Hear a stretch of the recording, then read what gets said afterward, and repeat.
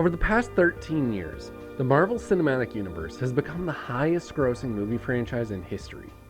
Unfortunately for Disney, Marvel has struggled to replicate that same success in the medium of video games. Across the several Marvel video games that have either been explicitly tied into the MCU or independent of the MCU, released since 2008, with one exception, Marvel has continued to make the same fundamental mistakes that has resulted in a slew of mediocrity. That one exception being Marvel's Spider-Man on PS4 proved to be an indication of the potential that lies in Marvel's properties as video games when handled correctly.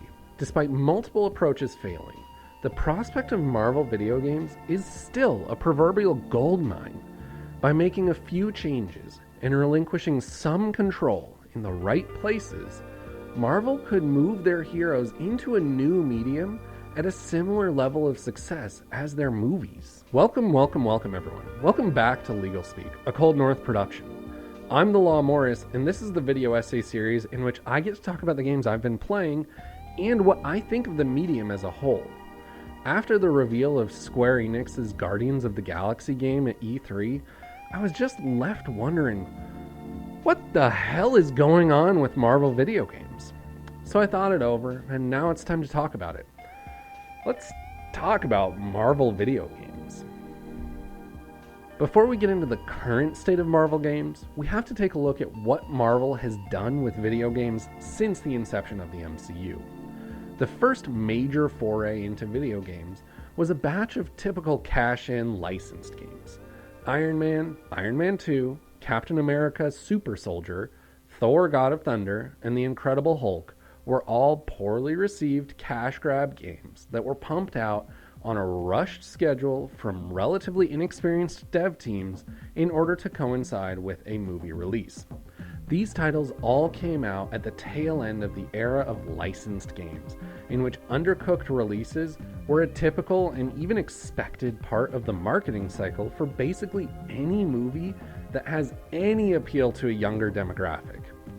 This series of Marvel games was never intended to stand on their own.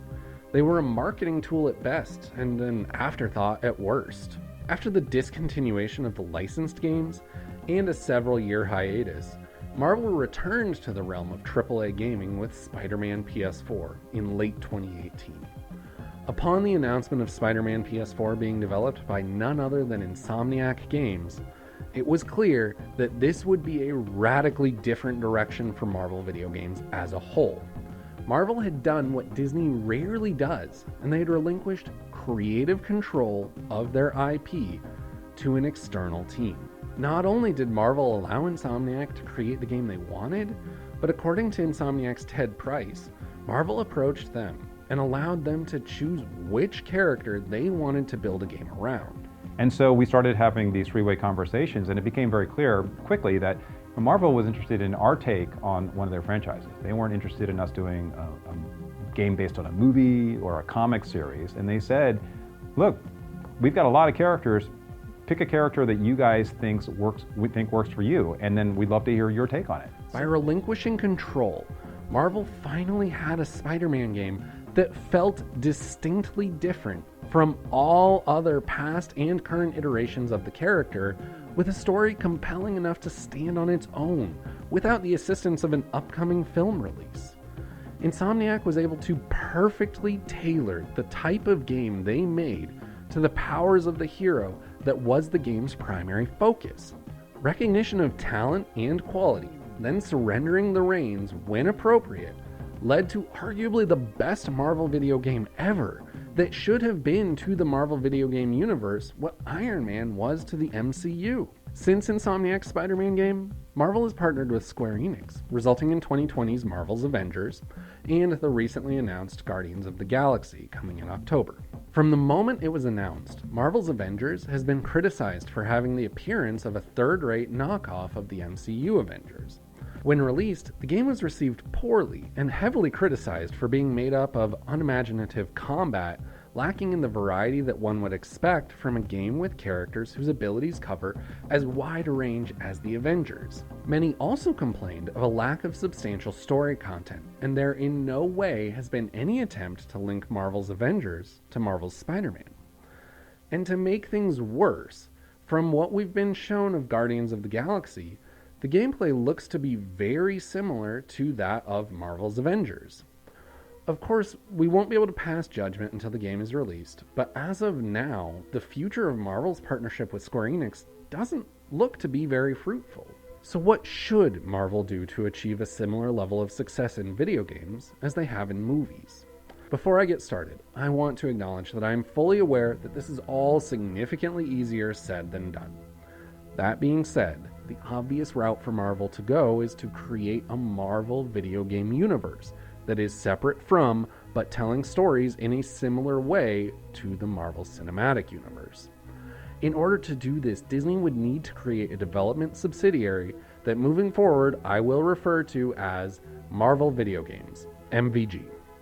MVG would function as a visionary lead, orchestrating the larger story arcs and how their characters will intersect with one another.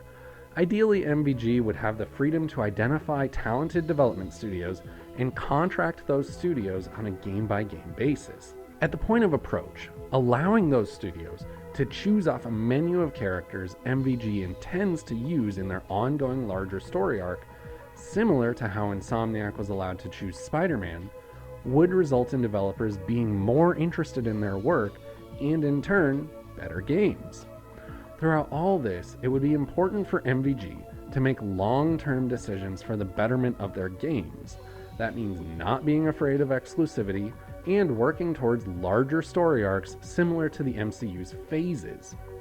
And finally, these MVG games would need to look substantially different from their MCU counterparts in order to avoid the aforementioned third-rate knockoff look that is currently being realized in the Square Enix games. Overall, the way Marvel games have been going in the past couple years, with the exception of Spider-Man, has left a lot to be desired. The fact that the video game industry generates significantly more revenue than the movie industry, and the potential of a Marvel video game universe should not continue to be ignored.